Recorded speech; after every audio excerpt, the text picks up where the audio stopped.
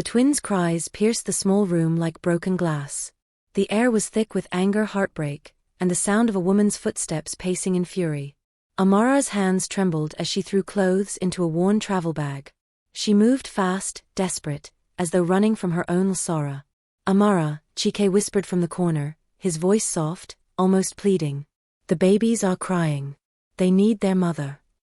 She turned sharply, her face hard and bitter. "Then you take care of them," she spat. "I'm done pretending to be strong in this poverty. Every day I wake up to the same suffering, the same hunger." Chike's shoulders sagged. "Please, if not for me, stay for them. For Mary and Sarah." Amara let out a sharp laugh that carried more pain than joy. "I didn't marry you to live like this, Chike. You failed as a man." Her eyes gleamed with tears she refused to shed. "You can keep your children and your suffering. I'm going where I belong." She zipped the bag in one motion and slung it over her shoulder. Her voice grew cold. "To be honest, I don't even care if they live or die." The slam of the door echoed through the tiny apartment. The sound lingered long after she was gone. The twins screamed louder now, frightened by the emptiness she left behind. Chike sank slowly onto the bed, numb and broken. He reached for his daughters, gathering their small bodies against his chest. "Don't cry, my angels," he whispered, tears rolling freely. "You'll never lack love, I promise." That promise, born in pain, became his reason to live. Outside, the rain began to fall, washing away her footprints, but not the ache she left behind. The morning after Amara left, the world seemed quieter, too quiet. The twins cried until their tiny throats went dry, and Chike, still in yesterday's clothes, sat on the cold floor with his head in his hands. He looked around the one-room apartment, half empty now, with Amara's clothes gone and her perfume fading from the air. The rice sack was empty, and the rent was due in a week. Yet, even in the middle of his despair, when the twins whimpered, he forced a smile. "You'll eat, my daughters. Even if I go hungry, you'll eat." Days turned to weeks. Chike searched for work from street to street. He visited the same factory that had laid him off, but they had no job for him. Some men he once worked with crossed the street to avoid him. Others offered pity instead of help. When hunger began to squeeze too tightly, Chike did something he had never done before. He rented a wheelbarrow from a man in the market. With a faded wrapper tied across his chest, he carried one twin in front and the other on his back. From dawn till sunset, he pushed loads of yam, rice, and firewood under the scorching Aba sun. His sweat soaked his clothes, his hands blistered, but he didn't stop. Some mocked him. Some pitied him. A few kind strangers pressed small coins into his hand.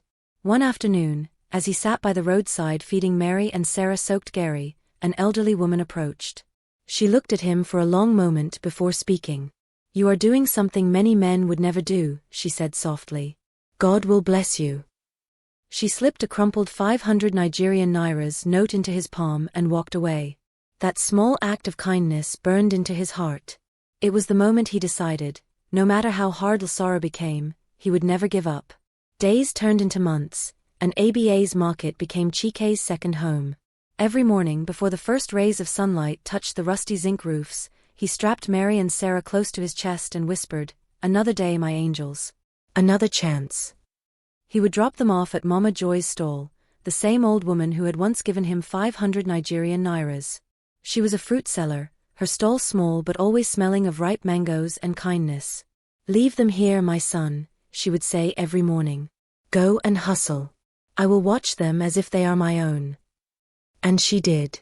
She sang them lullabies as she peeled oranges. She fed them tiny pieces of bread when their father came back late. Soon Mary and Sarah began to call her Mama. The market women teased her, "Mama Joy, you don't turn grandmother overnight, oh." But she only smiled and said, "No God's doing." Years rolled by like a river that never stopped flowing. The twins grew, their laughter echoing through the narrow streets. They learned to share everything, their food, their toys, their dreams. Chike still worked tirelessly, sometimes carrying loads heavier than his own body. But every night when he returned to their small room, covered in dust and sweat, the sound of his daughter's giggles washed his pain away. "Mama said she saw a rainbow today," Mary would say. "And she said it's a sign of hope." Sarah added. Hope, that word became their family's heartbeat. By the time the twins finished secondary school, their father's hair had turned gray, and Mama Joy's hands trembled from age. But one evening, when Mary and Sarah came running home with brown envelopes, tears filled Chike's eyes. Papa, we made it. We got admission, both of us. Medicine at Nsukka. Chike dropped to his knees, holding the letters as his body shook with joy and fear. Joy because his daughters had achieved what he'd dreamed of. Fear because he didn't have a single kobo to send them to school. That night, when everyone had gone to bed, he sat by the window, looking out at the quiet street. I promised you the world, he whispered. But how do I give it to you with empty hands? Still, he refused to give up. The next morning he set out again, this time, not to carry loads, but to knock on doors. The next morning, Chike wore his cleanest shirt, though it had more stitches than buttons, and stepped into the rich part of town. The air there smelled different. Perfume, polished cars, and pride. He clutched his daughter's admission letters like treasure maps and began to knock on doors. Good afternoon, sir. Please, I can do any work, clean, drive, anything. I just need to send my daughters to school, he said to a tall man in a fine suit. The man looked him over, eyes cold. Sorry. We don't employ beggars. At the second house, a woman in Gelly said, I don't trust strangers. Please, leave before my dogs see you. At the third, a guard chased him away before he could even speak. By the sixth rejection, his voice cracked. His knees felt weak, his pride gone. But then he remembered Mary and Sarah's faces, their dreams, their laughter. So he stood up again. When he returned home that evening, the twins ran to him. Papa, did you find something? He smiled weakly. Not yet, my angels. But I will. That night, Mary and Sarah stayed awake. They whispered in the dark. We can't just watch him suffer, Mary said. We have to do something. The next morning, they made a bold decision. They deferred their admission and found jobs at a local eatery in Enugu. It wasn't glamorous. They washed plates, mopped floors, and served customers who sometimes insulted them, but they smiled through it all. They worked long hours and saved every naira. Every night, before they slept, they prayed. God, give Papa strength, Sarah would say. God, give us light, Mary would add. Months passed. Slowly, the two sisters gathered enough money to rent a small corner shop. They named it Twins Haven. It started with just 2 pots, a table, and a signboard written in chalk. But there was something special about that place, a warmth that drew people in. Their food was delicious, their smiles genuine, and their hearts pure. Then one evening, destiny came quietly. A man in a dark blue agmeri walked in. He ordered jollof rice and goat meat. He ate slowly, nodded approvingly, paid, and left. But he forgot his briefcase. When Mary opened it to check for any ID, her heart almost stopped. Inside were neat bundles of foreign currency and documents that looked important. Sarah, what should we do? She whispered. Sarah's voice was steady. We return it. It's not ours. The next morning, they went to the address on one of the papers. The man, Chief Obinna, was shocked. You girls returned this? Yes, sir, Mary said quietly. We would never keep what's not ours. He looked at them for a long moment and smiled. In this world, honesty is rare. You will not regret this. 2 days later, he returned to their shop with a lawyer and a folded document. This building, he said, handing it to them, now belongs to you. Make it great. The twins stood frozen. Tears filled their eyes. Their father's words echoed in their hearts. Don't cry, my angels, you'll never lack love. That day, Chike's promise came true. What used to be a small smoky eatery soon became the talk of Enugu. Twins Haven was reborn, painted bright orange with soft music always playing from a small speaker by the door. Customers came not just for the food but for the feeling. Mary's jollof rice had a sweetness that reminded people of home. Sarah's pepper soup healed hearts and warmed souls. Soon people started saying, if you haven't eaten at Twins Haven, you haven't eaten at all. Chike no longer pushed a wheelbarrow. His daughters begged him to rest. Papa, your hands carried us through Sora, Mary said one day.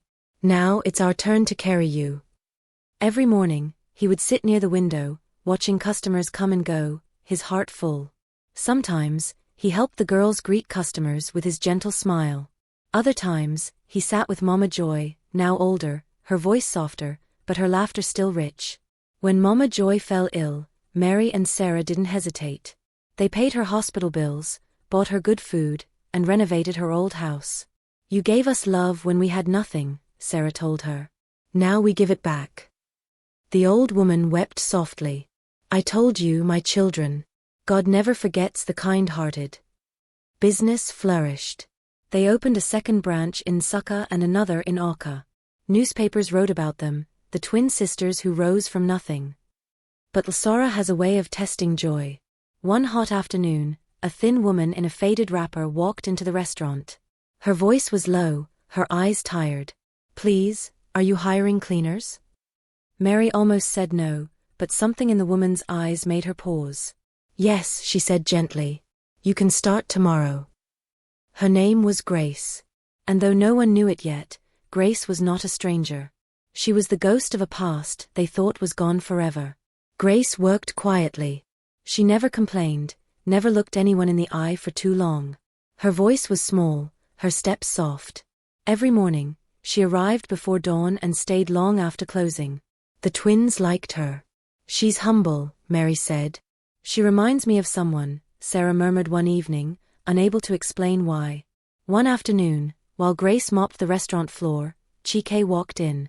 He had come to drop off fruits for the girls. The moment his eyes fell on the cleaner, he froze. His breath caught in his throat. The mop slipped from her hand. Their eyes met. Time stopped. "Amara," he whispered. The woman's face turned pale. Her lips trembled. She looked around nervously, as if searching for a place to hide. Chike. It was her. The Sara who had abandoned him. The mother who had walked away. He didn't shout. He didn't move. He just stood there as memories poured over him, the night she packed her bag, the cries of their babies, the promise he made to never let them suffer. That night, when the restaurant closed, he called his daughters.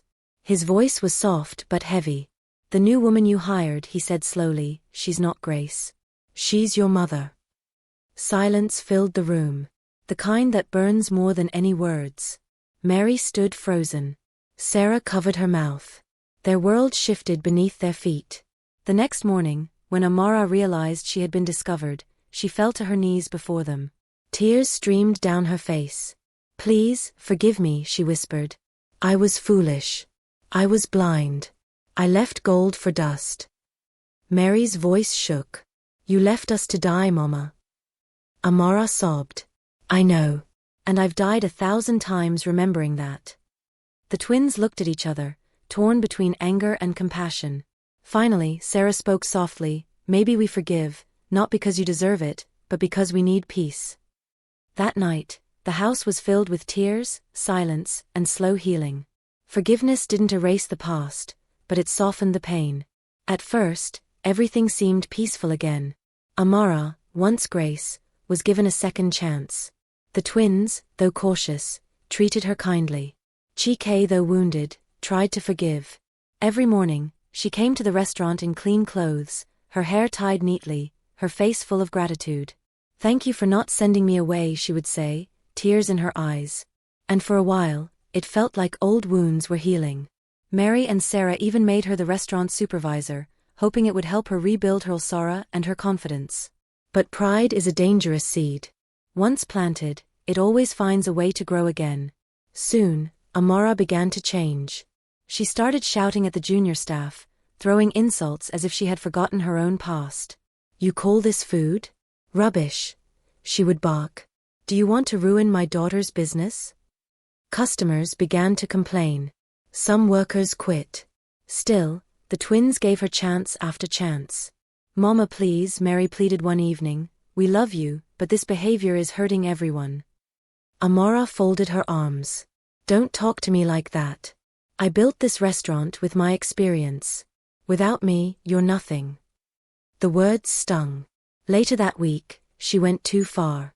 Chike stopped by to drop some plantains for the cook, smiling proudly as usual. Amara saw him and hissed loudly. "So this is what you do now?" Eat your daughter's money while they slave for you." The workers went silent. Mary's hand froze mid-air. Chike said nothing. He simply picked up his basket and walked out, his heart aching. That night, Mary and Sarah sat their mother down. "Mama, we've forgiven you, but we can't allow you to destroy what God built," Sarah said softly. With heavy hearts, they told her she could no longer work at Twins Haven. But they didn't cast her away, they set her up with a small food shop near her home. She accepted quietly. Yet deep inside, bitterness grew again. From that day, she never returned to her old self. After Amara left Twins Haven, peace slowly returned, like the first cool breeze after a heavy rain. The workers began to smile again. Customers returned, the air felt lighter, and laughter filled the restaurant once more. Mary and Sarah worked hand in hand, pouring their hearts into every meal. Their dream grew beyond what anyone could imagine. Soon Twins Haven expanded to 5 cities across Nigeria: Enugu, Lagos, Owerri, Abuja, and Port Harcourt. Each branch carried the same warmth: clean spaces, delicious food, and the story of love that built it. Magazines featured the sisters as the twin angels of hope. Television shows called them Nigeria's daughters of determination. And through it all, Chike watched quietly, proud, content, and finally at peace. He spent his mornings walking through the garden behind their home, humming softly, and his evenings sitting on the veranda, watching sunsets with a grateful heart. One evening, Mary and Sarah joined him. They sat beside him as the sun dipped low, painting the sky orange. "Papa," Mary began softly, "you've given us everything, your sweat, your strength, your love. Now it's our turn to give something back." Chike chuckled. "My daughters, you've already given me more than I ever dreamed of." But Sarah smiled knowingly. "We're not talking about money, Papa. We're talking about happiness." That week, they introduced him to Mariam Ebel, a gentle widow who managed one of their restaurants in Lagos. She was kind, soft-spoken, and had a smile that carried peace. At first, Chike hesitated. "It's too late for such things," he said shyly. But love has its own timing. Within months, friendship turned to laughter, and laughter bloomed into love. When Chike finally agreed to marry Mariam Ebel, Mary and Sarah planned a wedding so beautiful that the whole community came to celebrate. And that day, something magical happened. 3 weddings took place at once. Mary married her longtime love. Sarah found her soulmate.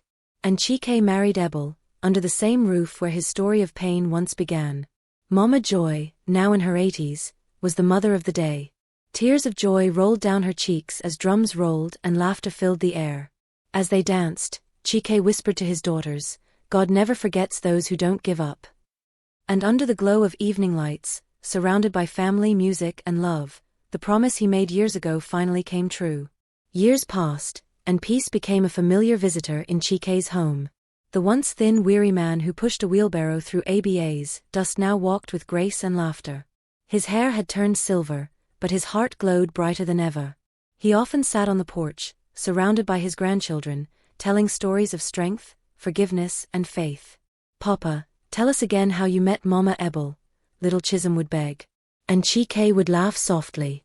"Ah, that story? It began with jollof rice and ended with love." Everyone would laugh, but behind those jokes were lessons that ran deep, lessons carved from pain, endurance, and grace. One evening after dinner, Mary asked softly, "Papa, looking back, would you change anything?" He smiled, eyes glistening. "If I could change anything, my daughters, maybe I'd wish for less suffering. But if I had less suffering, I wouldn't have known God's power. Sometimes pain is the seed of purpose." Sarah nodded slowly. "And forgiveness, Papa?" "Forgiveness," he said, "isn't weakness. It's strength that wears peace like a crown. If I had carried bitterness, your mother's return would have destroyed us. But because we forgave, our hearts stayed open for God's blessings." The twins looked at each other, the truth of his words sinking deep. Sarah had taught them that kindness costs nothing, that honesty builds doors even money can't open, and that forgiveness frees the soul. And somewhere in the corner of their hearts, they knew Mama Joy's old words were true. God never forgets the kind-hearted. That night, as the stars blinked above, Chike whispered a short prayer, "Thank you, Lord, for turning pain into peace, and struggle into story." Years melted into decades, and Twins Haven became more than just a restaurant, it became a legacy. A symbol of hope, faith, and family. Every new branch carried a framed picture of Chike, standing proudly beside Mary and Sarah, with the words, "Never give up. Love will always find a way." Even when people didn't know the full story, they felt it, in the warmth of the food, the laughter of the workers, and the gentle music that always played in the background. Chike grew older, his steps slower, but his spirit never dimmed. His home was always filled with laughter, from grandchildren chasing each other around the compound to the smell of egusi soup bubbling in the kitchen. Mama Joy had long passed on, but her memory lived in their hearts. They built a small foundation in her name, the Mama Joy Foundation for Widows and Children. It became a home for those who had lost everything, just as she once cared for them when they had nothing. One quiet evening, as the sun set in golden light, Chike sat in his favorite chair, looking at a family photo on the wall. Mary and Sarah were beside him, grown, graceful and happy. He smiled faintly and said, "I still remembered the night your mother left?" They sighed softly, hearts heavy but full of gratitude. "Back then," he continued, "I thought my world had ended. But God was only rearranging my story." Mary held his hand. "And Papa, you kept your promise. You said we'd never lack love, and we never did." They all went to bed. And when dawn came, it felt different, softer, brighter. The world seemed to whisper his words to everyone who would listen. Don't give up. Even in the darkest night, love will find its way home.